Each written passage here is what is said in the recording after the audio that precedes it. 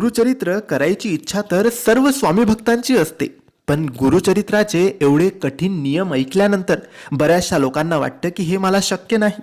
आजकाल धावपळीच्या या जीवनामध्ये नियमांचे पालन करून पारायण करणे बऱ्याचशा लोकांना शक्य नसते. त्यावेळेस जर गुरुचरित्र पारायण करणे तुम्हाला शक्य नसेल तर तुम्ही फक्त या ओळी बोला. गुरुचरित्र करण्याचे जेवढे फळ मिळतात तेवढेच फळ या ओळी बोलून सुद्धा होतात. रोज सकाळी किंवा संध्याकाळी देवपूजेच्या वेळेस स्वामींच्या समोर बसून या ओळी तुम्हाला वाचायच्या आहेत. या ओळी काही अशा आहेत. दत्ताचा अवतार झाला कलियुगी श्रीपाद पिठापुरी, त्यामागे दुसरा नृसिंह सरस्वती कारंजा ग्रामांतरी, तीर्थ हिंडत पातला भिल्ल वर्तचिये संगमा, तेथुनी मठ गानगापुरी वसेवारी दिनांचे श्रमा. अगदी सोप्या या 4 ओळी आहे.